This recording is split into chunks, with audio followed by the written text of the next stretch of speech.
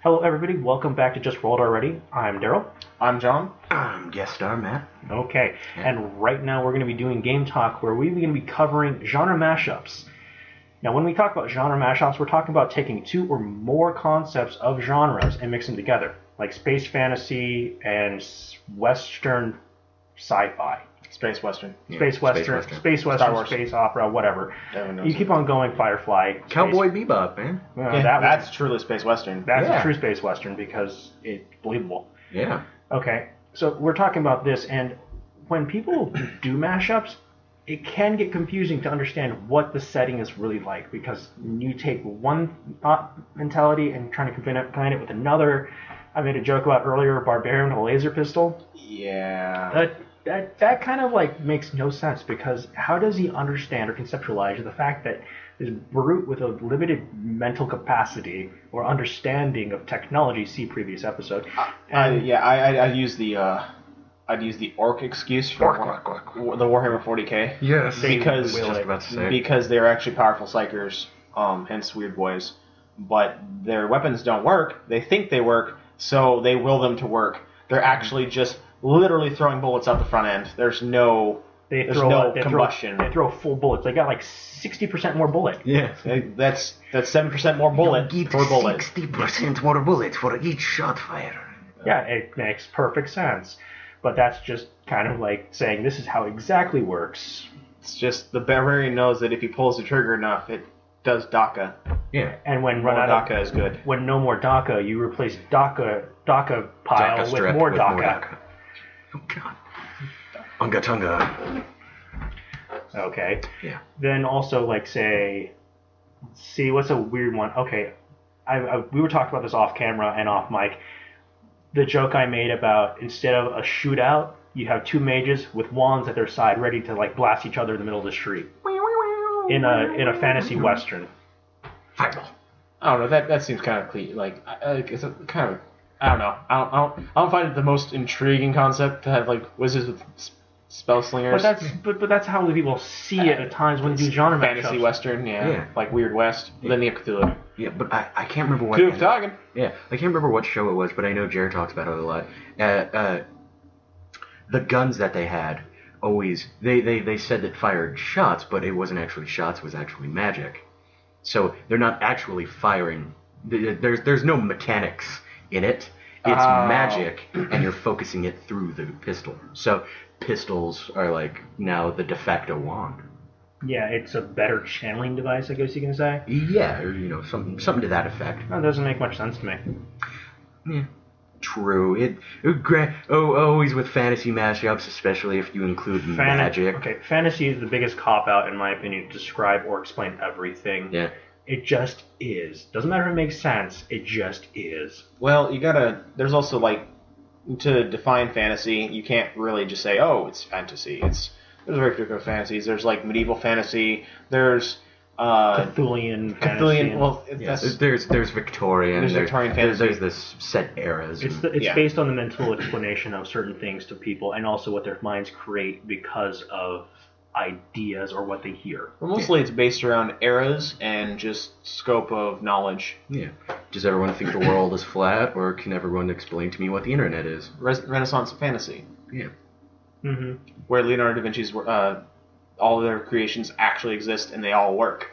Yeah, that's Renaissance fantasy. Oh, that'd be nuts. Rise of Legends was a game where the character Giacomo, he was like... Oh yeah, Rise of Legend, it is Victorian... He created clockwork men, and they were like steamwork, and like they have gyrocopters. Wow. Yeah, and they have omnithopters and so on. Omnithopters, yeah. They have all these weird technology and ideas, and they're just like bizarre, and then blending of technology. But then there's Gaslight. That is... Victorian Gaslight era. Yeah. That's Gaslights. Got it. Yeah, because that's when some people say, like, okay, we're going to be doing horror Gaslight, which means that you have the concept of like Sherlock Holmes kind of thing feel to it, with vampires, werewolves, and other European-themed monsters. Oh man, that'd be awesome. Okay, but there's actually a book like that. Yeah. Maybe one day I get my hands on it, and we might actually take a look at it. But Yeah, like Jinky's Scoob, you know. Jinky's Scoob, this guy's dead. Yeah, Jinky's Scoob. It turns out this Nosferatu is nothing but Nosferatu, and he's biting my neck right now. Oh, God, why? He's got little rat teeth, even. Yeah. If you look at the, smudge on his shoe, it obviously is, the banner or the guano from the Great Banner Rat. Like, okay, one example of a modern mashup that I can think of: World of Darkness. Yeah. Dark fantasy mixed in with modern day. Yeah. I like chocolate and peanut butter, but sometimes I just want chocolate, so I enjoy Eclipse Phase. Yeah, because it's Puritan. It's a Puritan setting. It's like not like Puritan religious. I was gonna say, I was like, John, your hair is turning a bright yellow right now. Your eyes are getting lighter. Oh, jeez, no. Turn to a Puritan yellow. No. God. Yes. High Eclipse Phase. No, that's not it at all. No, it's but it's a sci-fi horror with true science. Yeah. Not based around fictitious science. Yeah, it's true. That is still a genre meld, but it's more of it is horror. It's the setting. No, it's a genre theme, but then it's a genre with a horror theme. With a horror theme. There's we should probably differentiate themes and genre. Yeah, that's true. A theme is an idea behind it. For example, horror. Yeah, horror or adventure or mystery.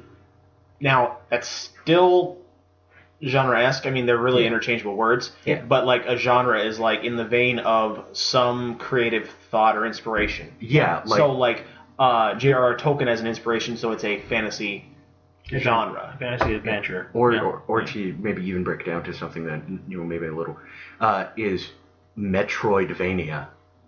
Ooh. Like if you want to talk in versus like games and whatnot, Metroidvania games, you know exactly what that is. Yeah, that's Castlevania mixed with Metroid concept. Yeah. You can progress through the entirety of it, but all the while you're gaining power-ups to then back. A lot of backtracking expands the game, and it makes you mad because you're sick of going to the same route for the 10th time because you needed to get the ball, then you had to get the rocket, and then you had to get the... I didn't have the fire boots. Yeah.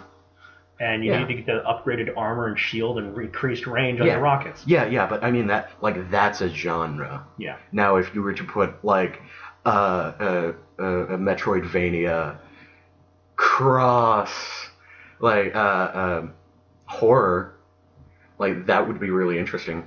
That would have a lot of pissed off people having to go back to the same room, so they have this building they're locked in. It's all Cthulhu. Metroidvania Cthulhu. Yeah. Oh my God, that'd be. Like, because you just die. Yeah, okay, the game's over because the fact is you have to go to the same room again, and how many times can you stare at a dead body before you go insane? Yeah, how many times are you going to keep staring at Cthulhu? Because he's right there. Yeah. You don't have any Elder Signs. You have to go back and collect the Elder Signs, man. Oh dear. No. Oh, geez. Now I'm thinking Metroidvania game where you're a detective. Oh, and you collect the Elder Signs and you get different stuff and you get crazier, so you see it differently. So you go straight up side scroller, backtracking all the while you're collecting Elder Signs to stave off Cthulhu or some other great one. Yeah, and you go through and you have to destroy all the great ones. Yeah, man, great old ones. Yeah, that'd be really. But actually, great old ones. We're deviating, but that would be what like a genre versus a theme would be, But yeah, I definitely really like mashups, even though they can get, like what really is the technology level? What really is the magic level? Yeah, like a high action fantasy horror. Yeah, or like I mentioned before, like the Stephen King book, the Dark Tower series. They have pistols, but they also have a talking train. Yeah, and they also have like just the craziest stuff. So you can't really. You can't say yay or nay on what is possible because there's nothing really given definitively. Not keeping in mind the Gunslinger and the actual the Gunslinger book in the Dark Tower series and the crow, or no, it's a raven the old man had. Yep. Favorite raven ever, because all I'd say is screw you with the horse you rode in on. Yeah. Screw you with the horse you rode in on. Yeah, but I mean, like I wouldn't really advocate for like that kind of mashup, but I would definitely hit up for something more. And I know you don't like it because tropes, but I love tropes because you can, bam, you know what it is. Oh, Jedi's space samurai. Space samurai. The clone army, just obviously the Third Reich. Yeah. What? What? No, not really. Well, true, there are clones, but I'd go so far merge. as to say they are just more. If you want to go the whole Space Samurai thing, continue with the Space Samurai element. They are like Union Jacks. What? What? Did you? All right, maybe I'm reading too far into the Japanese theme. Yes, you are. Okay, wait, what now? Explain. All right, so, well, Tom Cruise, the Last Samurai, okay. just like that kind of stuff. There's okay. a difference between a samurai and the guys with the superior fighting and style or there's whatever you difference want to between call samurai and a bushi. Yeah. Bushi are just fighters in general. Yeah. Samurai follow code. They're like knights. Yeah, and like the differences between it's them. the Hagakure. Yeah. Anyway, also known as the Code of Bushido. But Code of Bushido. Yeah. But that would be something really identifiable that everyone could. Yeah, I know. Space Samurai. God, yeah, me. Where's Jack come from? Or the Union Jack? Yeah. England. Union Jack. Okay, I got you now. Yeah. I was like, the entity known as Union Jack. Yes. Gotcha. Okay. Yeah. And but I know like you don't really like tropes so much as in they can get played out. They do get played out. Yeah. You make your own tropes. I do make my own tropes. I do something. If a trope's getting old, I will create a new one just to relive it until everyone forgets the old tropes, and then I create a new one. Or you find a new group and you start over. Oh god. I carry my tropes between groups, and then I create tropes within other groups, and I use those tropes. So then it is tropeception. Tropeception. Okay, so when you're going about doing these genre mashups, everyone thinks, okay, you can simply just take one idea of Gaslight, mix it with Western. Now, how do you suddenly make or express the feeling of both in one? Because you have two types of genres in general fighting for the stage, and it's kind of like they have to share the limelight, and it's difficult to focus on both of them and get the feel of both of them at the same time. How would you go about to actually build a setting like this? Like now, you're talking about like a ground-up setting, or are you talking about like an established setting, like either or? Because you both have to convey the feeling of what it will be like.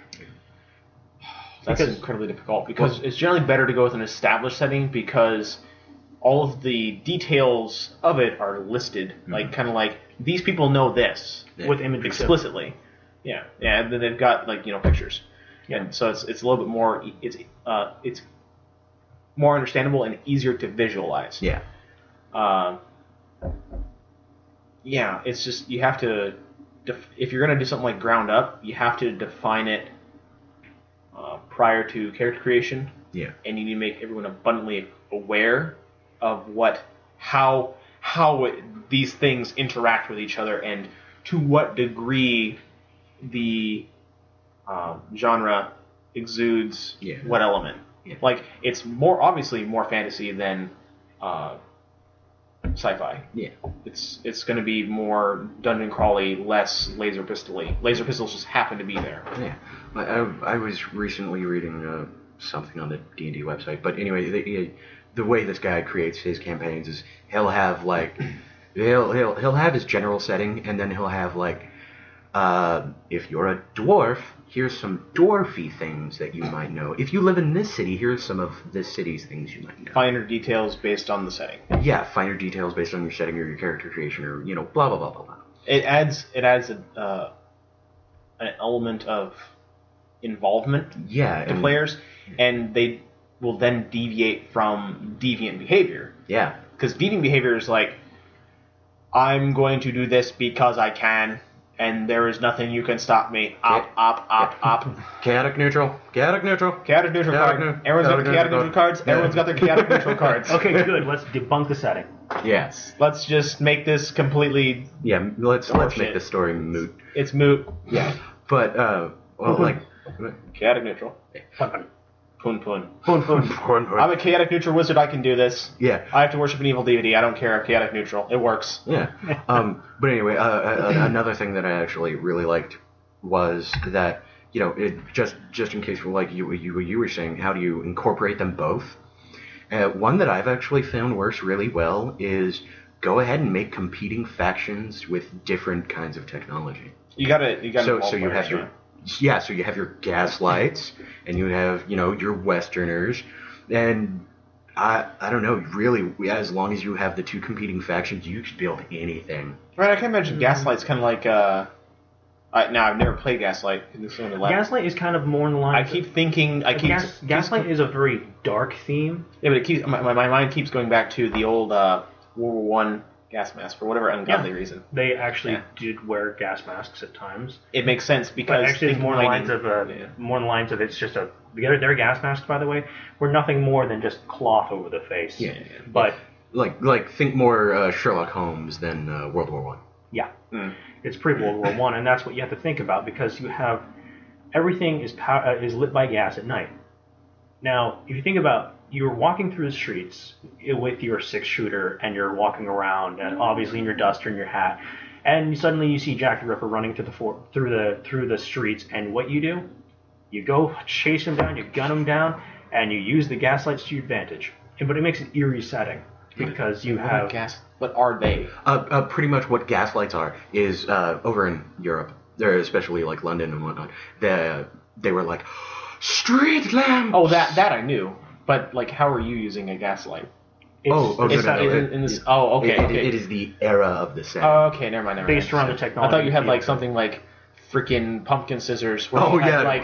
Totensai. It's just this lamp with a wisp in it that causes people to become brainwashed, and it's it's face down tanks. Heightened. And then they use bolt cutters to cut into a tank and kill everyone inside. But it's people were strong enough to actually take a bolt cutter through like 3 inches of steel. Like, wow, how is that possible? Yeah, it's not. What? Well, they're 8 feet tall and that's super, right. I super remember roided up men with guns that should tear your arm off with a kickback. Yeah. They're called the door knocker. Yeah. Knock knock. But who's there? The door. Yeah, but right there, what you just said, I want to play that. That sounds freaking awesome. Like scissors. No. Like gaslight, you were saying. no. Yeah, gaslight. So you're like a cowboy. You're Clint Eastwood fighting Jack the Ripper. You're fighting Jack the Ripper and Dracula at the same night. And that would be the. Can you deny that would not be the coolest thing? Running around like 1890. It would be really cool. London. But now I keep going back to the Puritan setting that is Eclipse Phase. Well, not Eclipse Phase. Actually, I kind of want to play I know you already did the Let's Play of it, and I wasn't involved. I feel sad. But that was because you were... Shadows of Starin. Thank you. That actually is a good genre mashup description. Because the Magientists... Yep. Magic scientists? Essentially, they're alchemists, and they are... It's very specifically thaumaturgy. Yep. Because they draw flux or aspects out of objects like rocks. There's mineralogists. There's the botnologists. There's the biologists. Animal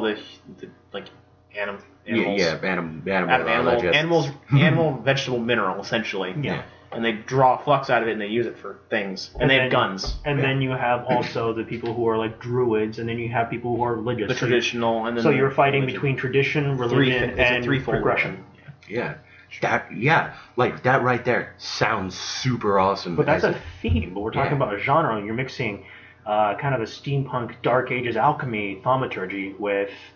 Well, actually, in that time, it probably would make sense because. Oftentimes, tradition, religion, and technology often. Well, it's not sci-fi even. You can't classify it as sci-fi. I never said it was sci-fi. I know. It's still very strictly fantasy. Yeah, it is strictly fantasy. And like it's still kind of a Puritan setting. Like it's a set. Its theme is its own. Its setting is its own. But the genre that it is fantasy, purely and simply. It's a mythos fantasy horror. Yeah. But. Those are all themes, but in the end, in essence, it's a fantasy because there's no way you're going to have the middle tags flying through the sky, sucking your blood dry. That's just messed up. Yeah, but I kind of agree with you guys. Like, yeah, that is definitely more fantasy, and I can. I could say just from my point of view that there are times when you might as well just go with a fantasy if you really want this particular style. But I really do think genre mashups can bring a lot and set, shockingly, a genre can set tone, but it can do so much. Connotation. It can do so much for a story, like just what we were doing, the Sherlock Holmes in a Wild Wild West, like that spawned so much things in my mind. Like, oh, okay, I'm a Dr. Watson that shoots you and then I heal you, or not, or not. Yeah, I have a clarinet in my boulder cap. Yeah, I have a clarinet in my boulder, or another one. I can't remember what the game was. But what if you have too many genres mixing into one? Because that's my problem, is that if it becomes so diluted that you cannot determine what it is, your players are not going to be able to determine what it is. Yeah. It's like, oh god, what is this ungodly creation that I've made? It's like some sort of weird Cthulhu anime romantic comedy. Slice of life. That is located on the moon. Hayore Yarako-san. But on the moon. But yeah, in space. In space. Oh, in space. For those of you who don't know, it's there. I'm directly referencing an anime, but it is so out there. Yeah. It is so many genres put together, and it's just all referential. Like everything about it is referential. It comes to the point it's comedic and convoluted to the point that you don't even fully understand what you're actually doing anymore. Yeah, but I agree. Like that genre diluting and polluting one another can really be a problem. I wouldn't call it. It's not like necessarily polluting. It's too many elements fighting for the same. Well, I was gonna say too many cooks spoil the broth. Yeah, there's too many elements put there that you can't really touch on all of them. Yeah. Generally, the rule of two should come into play here. There should be only two. Yeah. Because it makes sense with 2, but 3 pushes it, and 4 you're like, okay, this is getting ridiculous. I don't care if Cthulhu goes west and he's marrying the princess of South Park. Yeah, it doesn't matter. Princess Kenny will always be pretty, whether Cthulhu loves him or not. But nonetheless, I agree with that kind of genre misking can get very hazardous for player retention and attention. Yeah, because if you're focusing on an element that not everyone enjoys, then they're not going to care. Yeah, they're not going to pay attention. They're not going to sit there and listen. Yeah. If someone hates westerns, you've already alienated a group. You've already alienated that one person or that group of people. That just destroys the group dynamic. Yeah, and when I was trying to build my game, I really had to determine what the heck I was doing, because I had barbarians don't know tech. Rock smash. And then when I was incorporating a character, I had a carnival. I had a fully carousel carnival and everything. And then everyone just all my players just kind of looked at me and was just like, what freaking year are we in? Dude? What's with all these ducks? Yeah, he's a witch, burn him. And it always comes back to, he's a witch, burn him. Always. Always. Yours was the Salem Witch Trials, the game. Yeah, it was the same. Yeah, because it always... Inkpen, witch, burn him! Yeah, no, it always defacted into, if any group was different to what the players have already seen, then it's different, and they've already drawn their faction lines without seeing. Now I keep thinking about the youngest person accused of being a witch had her mother hanged.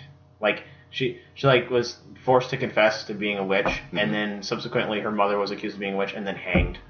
And then they put the child, who was she's not 4 years old. I think she's 4 years old. Put her in prison. Well, made her just completely insane. Like Salem Witch Trials or something? Yeah, Witch Trials. Oh, yeah, that's kind of a he said, she said, point the finger, and... Anyone who's too old or too young, they got hanged. Yep. You had to be within that Satan. line. Yeah. Also, anyone who's rich or poor. Dance with the devil in the pale moonlight. Yeah, exactly. What? Well, actually, the Salem village versus Salem city. Salem city. She turned me into a newt! Yeah. No, man, we're tripping on acid. Now we're tripping balls. But but it's just it can get chaotic when you put too many things at one pot, because there's a method to the madness. The mountains of madness. Mount Madness. Mount Madness. Or Madness Mountain. That's Madness Mountain. Yes. and you're supposed to scale that mountain, and you're supposed to get to the peak. But at that point, when nobody's looking, you kick the cleric down the mountain. You watch him roll down, seeing how many times you can cure light wound before he dies. Yeah. Well, just gonna say it's before he hits the bottom. Yeah. But I mean, like you were saying with the mountain analogy, yeah, you want your players to climb the mountain and then be able to overview the vista of your genres, not to find a bigger mountain. Like, oh, are you kidding? Like it's like a peak, and then it's like at the cloud line. There's just another mountain. Yeah, there's just another mountain. Taller mountain. There's that one. What's that one? Well, that is the Cyclopean. Yeah. Cyclopean Western steampunk with magic in it, with elves. Yeah, this not normal elves, like little Keebler elves. Yeah. Keebler. All they make is cookies and shoes. And sometimes cookie shoes. And sometimes toys. Eat your own footwear. Yeah. Oh. Why would you do that? Why would you step in dog shit? Well, better eat my shoes. Chocolate, just pass it off as chocolate. Okay, I think we pretty much went into a dark place that we should never win, which means that we should stop now. Mouse madness. Yep. Okay. Anyways, we'll be back a little later with our horrible stories of yore. I'm Daryl. I'm John. And I'm Guest Man. Alright, see you guys later.